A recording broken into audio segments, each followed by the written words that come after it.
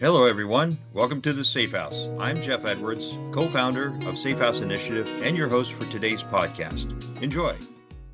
Here on the Safe House, we're always trying to extend our knowledge in various ways. And one of the areas that we wanted to do this season and dive into a bit more is in the area of overall risk management and better understanding those concepts. And today, we're extremely fortunate have an expert in this arena, Davis Hake, who leads the San Francisco office for Venable for cybersecurity services, is here with us today and has a fabulous take on risk management and how to really start to think about it. Davis, welcome to the Safe House. Hey, Jeff. Thanks for having me on. It's good to have you. Acquainted with the audience and kind of let them know kind of highlights of your journey to where you are today. Yeah. No, so I got sucked into cybersecurity actually as an international relations major. I graduated high school just right after 9/11. Knew I wanted to go serve my country, do something in the world, and was really aimed towards joining the Army. I got a congressional internship, and my boss at the time was like, "You're focused on the wrong problems. That there's more out there than just what's going on with the wars in Iraq and Afghanistan." And he was really, really passionate about our critical infrastructure and the digital security of our critical infrastructure. His name was Congressman Langevin, and I was lucky enough to land a job as his military and intelligence aide.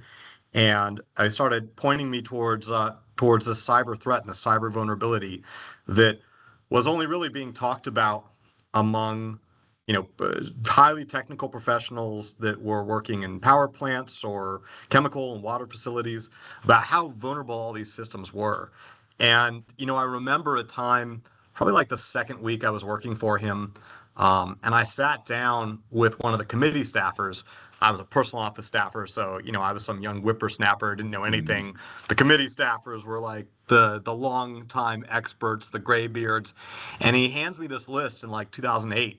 And the list is like 5 pages long, 9-point font, and it's just a list of every known cyber breach that there's ever been, that they'd ever know about, ever heard. And he said, this is the only list that exists that's tracking all of these incidents. And you start flipping through the pages, and it's name brands, it's massive like energy providers, it's all these huge critical pieces that we rely on to run our economy, global trade, power, water, hospitals. And the staffer says to me, he's like, you're now the third person that has this list, and now that you know that, you've got a responsibility to do something about it. And I was lucky enough to be working for Congressman Langevin when Stuxnet happened, and then this very kind of quiet concern turned into a very public challenge. It was demonstrated that not only were the nuclear facilities at Natanz vulnerable to a digital weapon, but so was everyone else's critical infrastructure. And hence it sort of kicked off this massive concern about how do we balance the economics, the challenges of the haves and have-nots. A lot of the stuff I've been studying in college and my graduate studies around political science. How do we tap these things to try and make our digital infrastructure more secure? And then I've spent the next 20 years of my life trying to tackle that problem from briefly inside the White House, from inside cybersecurity companies, as a consultant, and with my own startup in the cyber insurance space. Well, you've seen a lot of changes in that time frame too. Yeah, absolutely. I mean, I'm always an eternal optimist, despite having a career that's really about bummer stuff, like going to dinner parties and talking about risk management, insurance, or how all of our data is already out there. It's a real bummer. But I haven't been to your cocktail party, but I think I want to go. Yeah, no, right? I mean, it's great for like DEF CON and Black Hat and RSA dinner parties. Less good for the PTA dinner parties. But although I do have some great stories about being hijacked and kidnapped in Africa, but that's for another time. Yeah. But I think the trend that we've seen is that the problem around awareness that we faced in 2008 is largely gone, but it's sort of been replaced by malaise, where nobody really knew how bad the problem was around security, and the reliance that we had on digital systems. Now we get it, but I think there's a lot of feelings of, unless it's happened to you, it's someone that won't happen to you. If you don't have something that's specifically listed as critical infrastructure, then all these issues are someone else's problem. And even folks that do get it don't really feel like there's much you can do. And so I fear that even though we've had amazing advances, and I was really like one of the only, literally like one of like 10 people doing cyber policy when I started it. Now there's like, I'm meeting grad students and undergraduates that are getting dual majors in a foreign language and computer science and political science, and really incredibly smart people that I'm really glad they're working those jobs rather than me now. Yeah. It's like we don't have any better answers about how to fix some of these problems at scale. And I think, that's going to be a continual challenge for us as the United States, as we own a lot of this digital backbone and infrastructure. And, we have to be good custodians of this and make smart decisions that are going to make the entire global ecosystem safe. Yeah, and your experience is very interesting because you look at risk management in I think in probably a unique way, or possibly in a more practical way than most people even think through the elements of risk management, and that really is kind of what we want to focus on today. So, could you kind of walk us through how you think about these elements of risk and kind of break it down so that we can have some bite-sized chunks to think about? Absolutely. I'm not a coder, right? Like I know enough to be a dangerous script kiddie when the cyber war happens, but my real technical background and training has been in risk management. When I went to Hmm. grad school, I was studying at the National Defense University, learning how to fight a counterinsurgency war. And so a lot of the Hmm. concepts were basically around how do you achieve a mission with lowest risk of potential impact. So when I came into cybersecurity, I didn't come into it from a technical standpoint. I Hmm. came into it from a mission, or, now in the private sector, a business standpoint, right? Which I think has really been helpful and prescient as this issue's evolved. Hmm. Because anybody who's been working these issues knows that we will never be able to secure any system. And this idea of, we can check all these boxes, implement these controls, and we will be 100% secure is false. And Hmm. I think people that don't understand the technology sometimes fall into this thought that we can either be hacked or not hacked. And the reality is that every system is vulnerable, and Yep. it's, what's your threat profile? So that's been really actual helpful framing for me for my whole career to Hmm. bring a risk-based viewpoint to a lot of the cybersecurity challenges.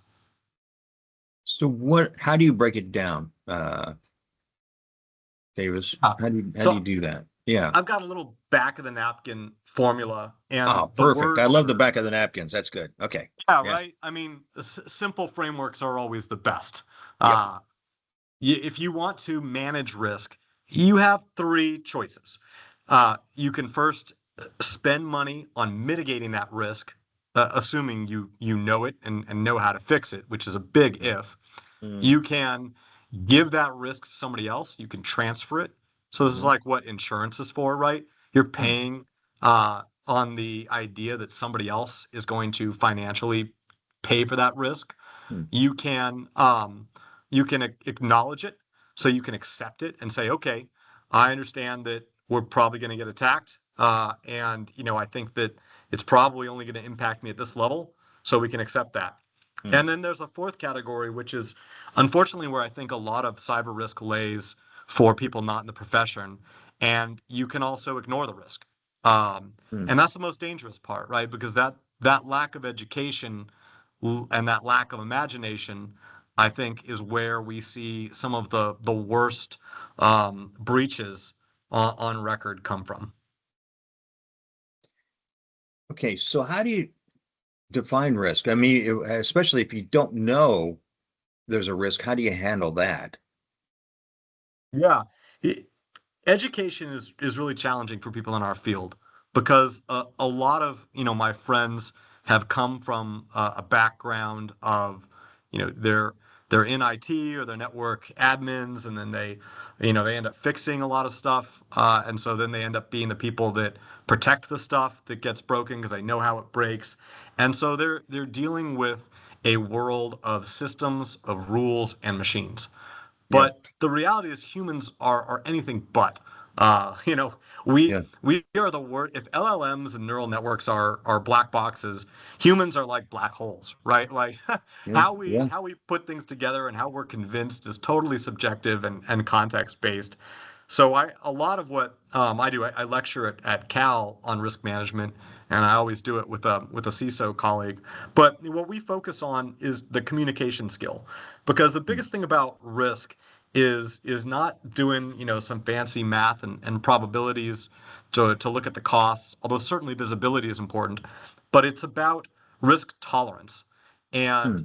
how much you're willing to accept, because that sets the boundary for all those other parts: mitigation, transfer, Hmm. acceptance, ignorance. And if you don't have a way to communicate with the senior decision makers that are in charge for the mission being achieved, or the business's quarterly revenue goals, if you can't communicate with them, then you might as well be in the fourth category of ignoring the risk. So Hmm. when I work with my students at Cal, we practice every class presenting.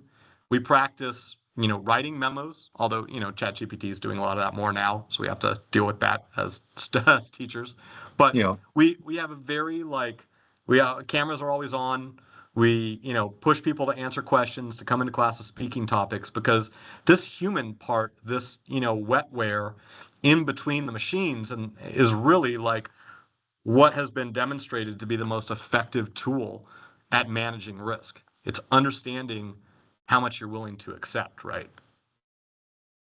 So first you'd have to define your risks and then define your risk profile in a way to kind of here's from the top going down a little deeper for you to know what you want to mitigate, which may be dictated by governance or some other requirements.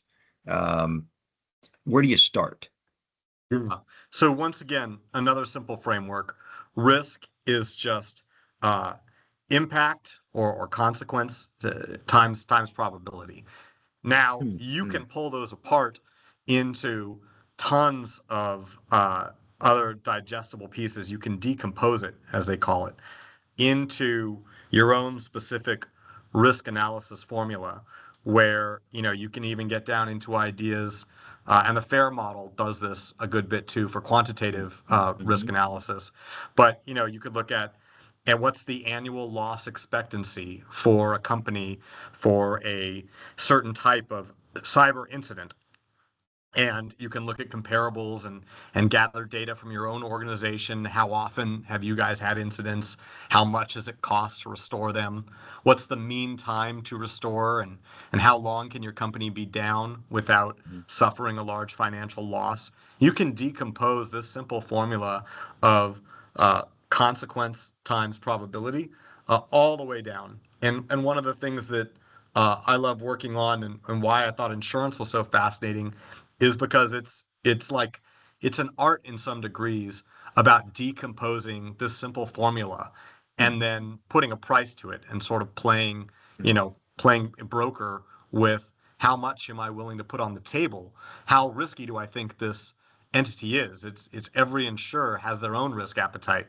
But I think companies don't do this in cybersecurity enough.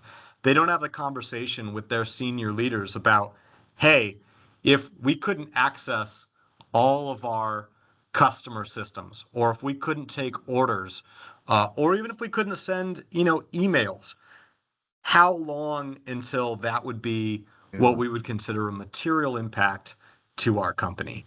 Yeah. And then working backwards from that, how do we ensure that we never are in a situation where we're down for that long? How do we invest against that? What does that program look like?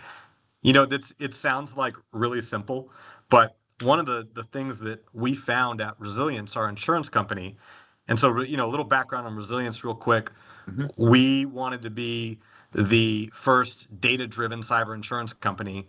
Most insurance, cyber insurance, is traditionally only sold off of market pricing and some loose idea of what is a company's controls look like.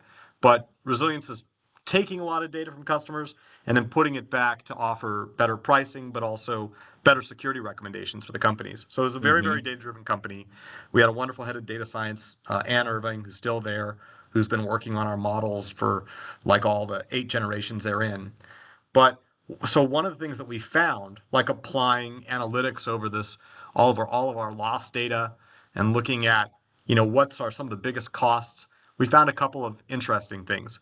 The first thing is that the largest impact for companies from our cyber insurance losses were from extortion claims, but not the actual payment of the extortion. The largest losses were from what's known as business interruption cost. And so insurance will pay you back, right, if your business is out for a while. Companies taking their time to recover, that is the significantly larger cost. Even though you have these ransomware criminals demanding 7-figure payments in crypto, it's still the lost revenue from the business side. So you say, okay, how then do we look at this issue from a business interruption standpoint? How do we lessen the risk, lessen the probability, right? If we can't change the cost impact, how do we lessen the probability? And we started looking at companies that recovered faster, companies that were lower cost. And we, at first, all of our heads were going to, okay, is there some, are these guys using managed service providers? Are they using EDR tools? Have they, fully deployed MFA? And all those things are good, certainly, and they move the needle. But the number one factor, and I actually confirmed this with another incident response firm that saw the same thing anecdotally, the number one factor were companies where the head of security or the CISO had run through a tabletop exercise for an extortion event with the CEO and other C-level members. So it was literally when they had sat down, they had asked their non-technical business executives to close their eyes and imagine the company's worst day and walk them through how painful that would be, the loss of reputation, the challenge of dealing with litigation, the loss of revenue impact or potential valuable clients and contracts. And then open your eyes and spend, anywhere from 2 hours to a half a day working through what it would take to avoid that. And that emotional connection, that communication that the security leaders of the companies we looked at were able to have with their executives drove investment, it drove focus, and it also drove the follow-up and the commitment to prepare the company such that even if they were hit and they did have to pay an extortion, unfortunately, they were in the process of returning to operations. And all those resiliency measures have been put in place. And I thought that was really, really validating for a political science major to be like, if we can convince people and have them bought in so that they can understand the risk and that they can build their own risk appetite, right? They can understand what those hidden costs are, and they don't want to be the one at the wheel when this happens, then we can make some real change in organizations. And, I'm happy to say resilience, at least last time I checked, I'm not with the company anymore, but they have, I believe, the lowest loss ratio in the cyber insurance market because they're driving these analytics back into their customers. Well, in a way, what you just described is really a holistic way of looking at it from a management perspective and saying, okay, here's the risk we can mitigate within reason. Here are the risks we should transfer to an insurance company, for as an example. And then here's what we're going to accept, but we do it collectively as a management team and holistically with all the factors. And the fact that you do all that, you probably don't ignore any of the risks at that juncture, I would think. Yeah, that's right. And that's all very simple, right? Like the biggest challenge in this is knowing what matters and then figuring out what to measure, right? There's the famous story of bombers returning home after fighting over in World War II and trying to figure out how to increase the survivability of these bombers by looking at the patterns of bullet holes on the bombers. And, conventional thinking would say that you should armor up the cockpit where the pilots are so that you can increase survivability. But the challenge is that we never got to look at the bombers that didn't make it back. And if you did look at the bombers that didn't make it back, you'd find that Mm, you actually need to armor the engines and mm, you need to armor mm, the flight control surfaces. But it's hard in an absence of a data point mm. to think creatively. And I think that is really where our profession, where when I meet young folks getting in security, like it's having experiences that give them the ability to think creatively about problems and to look for trying to measure the things that may be hidden so that they can get a better understanding about what actually matters and how to communicate that risk and that risk appetite back to their seniors. Yeah, so, from insurance, now you are working in a law firm. Is that correct? Yeah, that's right. We've got a Interesting wonderful home transition, here. my friend. It really is. Yeah, no, Yeah. but it's fascinating because I think there's a lot of long tail issues you can help prevent by being in the position with a law firm. Is that a good assessment? Yeah. I mean, nobody understands risks like an attorney, right? Yeah, And yeah. I guess this is the part of the podcast I have to preface it by saying I am not an attorney and nothing I am saying should be taken as legal advice. Okay. Well Now my played. Yes, now well played. my Yeah. attorneys are happy. However, you know, having a group here, and we're about 20 strong in Venable, and we do everything from cybersecurity policy. We have a think tank called the Center for Cybersecurity Policy and Law, and we Mhm, essentially advocate for some of those larger um, economic and structural changes that I talked about earlier. mhm, We, are involved in, right now, very focused on getting the Cyber Information Sharing Act of 2015 reauthorized. So that was a mhm, key tool for mhm, providing intelligence between the government. We're really supportive of CISA and getting their leadership put in place so that they can continue their important role in helping protect federal IT and the private sector.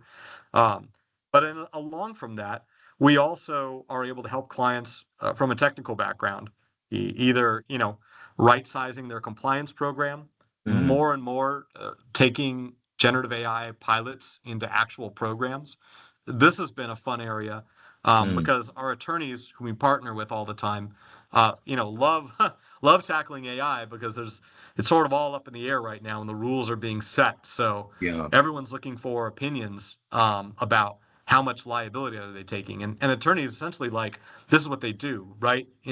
They've been trained to understand the law, and then as humans they provide a risk analysis, right, on the Yeah. probability and the consequence of that coming out. They're Yeah. not going to say, don't do this or do that, although, they might phrase it that way.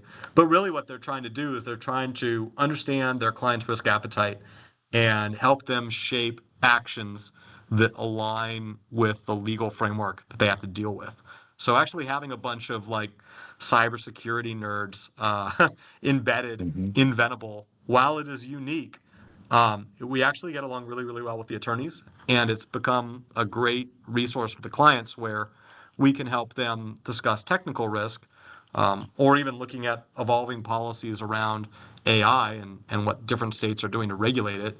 And our attorneys can really help interpret the probability of litigation and what that might look like for a client.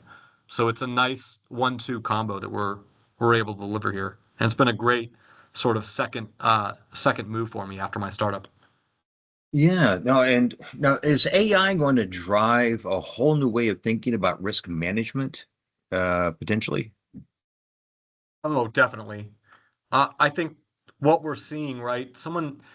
We were in North Carolina for a symposium with Duke, and one of the heads for the Department of IT for the state of North Carolina, a wonderful leader out there, put it very well when she said that she thought of, and she's a technologist by trade, long-term technologist, not just in public service, but in private sector. So she knows what she's talking about.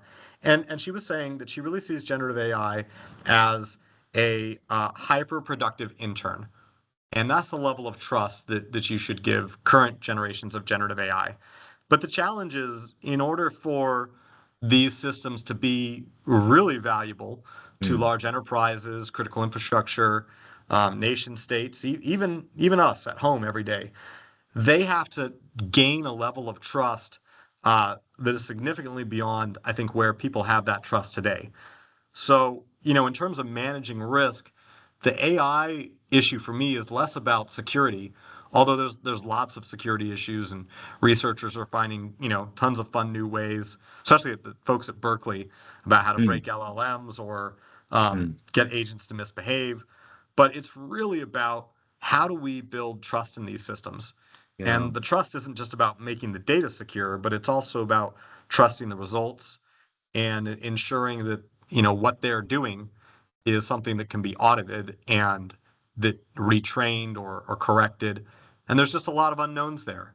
And I think we're going to learn a ton as major enterprises start taking their AI pilots into major AI programs over these next Hmm. couple of years. Interesting.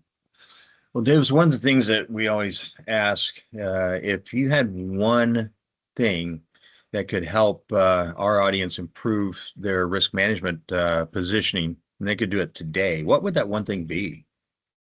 Yeah.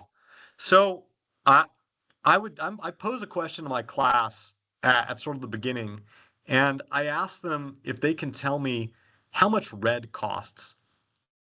And they're super confused. I'm actually colorblind, so this is a good question for me. Doesn't There you matter if it's are. red or Okay. Yeah. green. Yeah. But it drives home the point.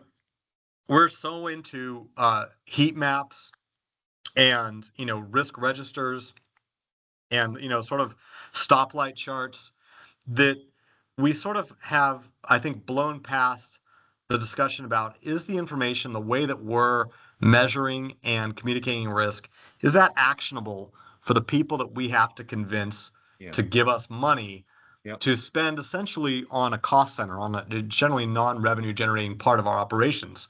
Mhm.